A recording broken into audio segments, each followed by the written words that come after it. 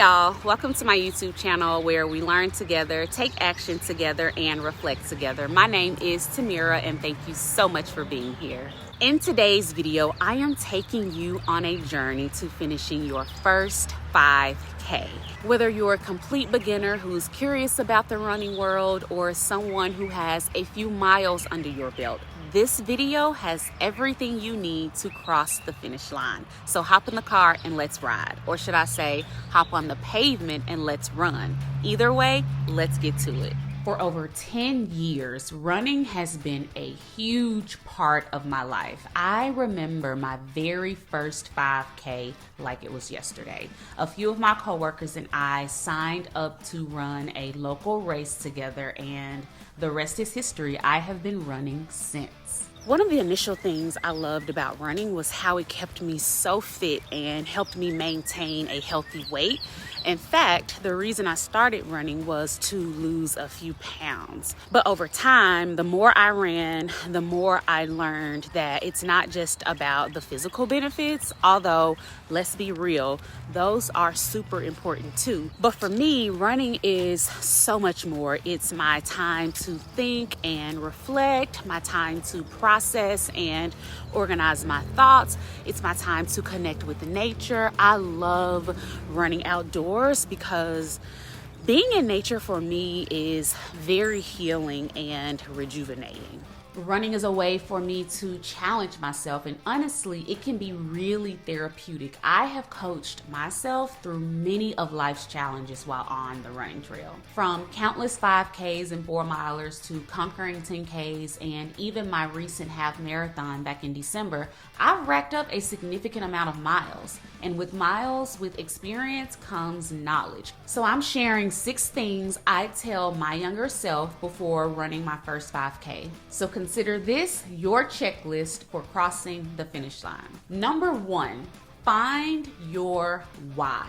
The first thing you need to clarify is your why. What's your reason for running this 5K? Are you looking to lose some weight? Are you up for a personal challenge or wanting to support a cause you care about? It could be that your best friend signed you up and you don't want to let them down. When I started running in 2014, as I said, it was because I wanted to lose some weight. And I still run to manage my weight, but I also run for the mental health benefits. So whatever your reason, having a clear why will be your fuel when things get tough. It'll be that little voice reminding you why you started this journey in the first place. So tell me in the comments, why are you running this 5K? Number 2, craft your training plan. Now that you know your why, let's get you on a training plan. There are many options out there, so find one that fits your lifestyle and your schedule. Most 5K plans involve running 3 days a week, and you'll need to schedule rest days for recovery. If you are a new runner, you should choose a plan that is designed for beginners and that gradually increases the distance and intensity of your runs over time. This is key to avoiding injuries. You may be someone that prefers the guidance of a coach or the flexibility of an app. Personally, I love a good app. My favorite one is Couch to 5K. It's a pre-built training plan and a simple way for me to track my progress. There are also online programs and maybe even local running groups in your community that can provide support and accountability. Early in my running journey, I joined a local running group and we trained for a race together. That was a very cool experience. I enjoyed training with a community of runners. Number 3, schedule your runs. Finding dedicated training days is key. Remember, you need to plan for at least 3 days per week.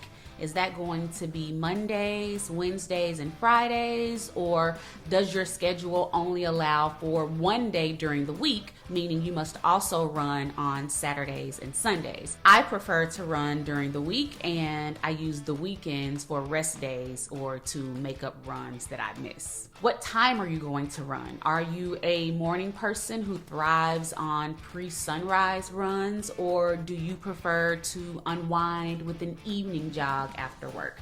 I am definitely a morning person. My goal is to be on the trail whenever there is enough daylight outside. Where will you run? Will you run outdoors around your neighborhood or at the local park?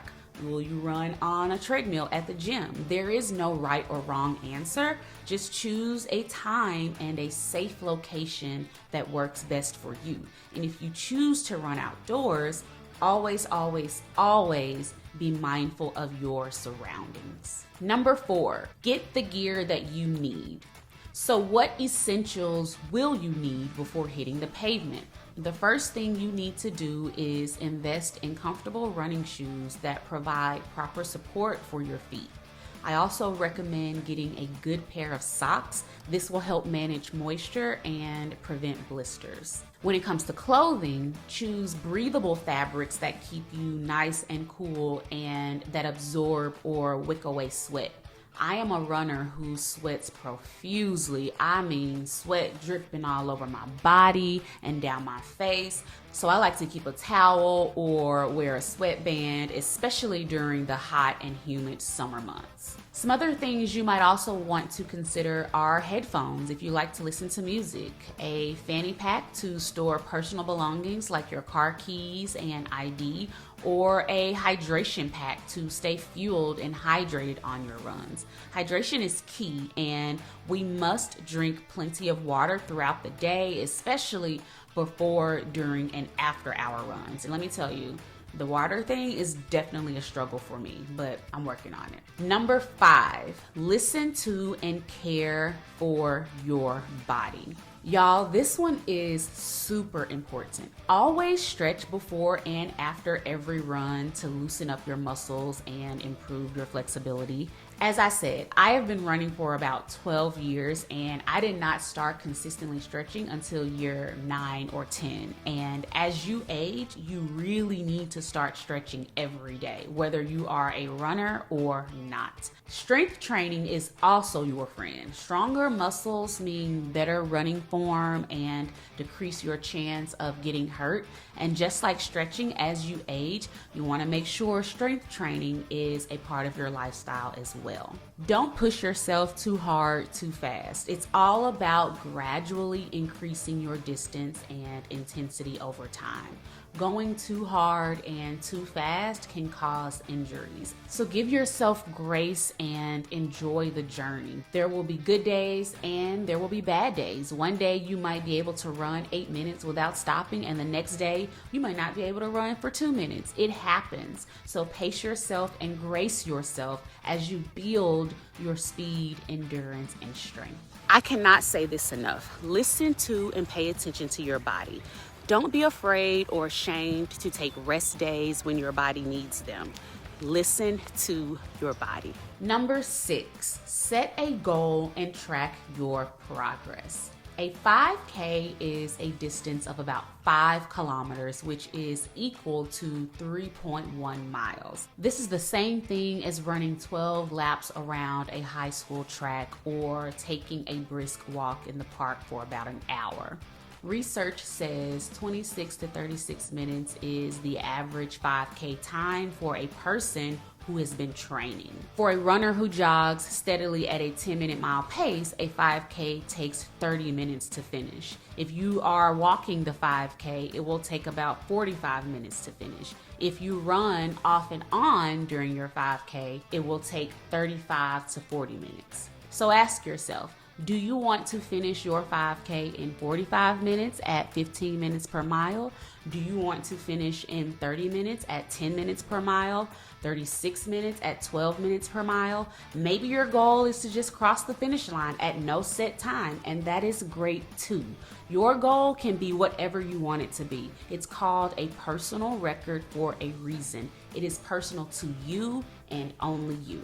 So set your unique and individualized goal and track your progress. I love using the Nike app to track my progress. So if you are on that app, add me as a friend. You could also keep a running journal to reflect on your journey and celebrate your growth, no matter how small. And that's all I got for now, y'all. I hope this video was helpful. Remember, the keys to crossing the finish line on race day include knowing your why, crafting your plan, scheduling your runs, getting your gear, listening to and taking care of your body, setting a goal, and tracking your progress. In the comments, let me know what resonated with you most, or if you have any questions. Also, let me know what race you are running in the near future. If you have not signed up for one, please go ahead and do it. What are you waiting for? I love y'all. Take care of yourselves, and I'll see you next time. Bye.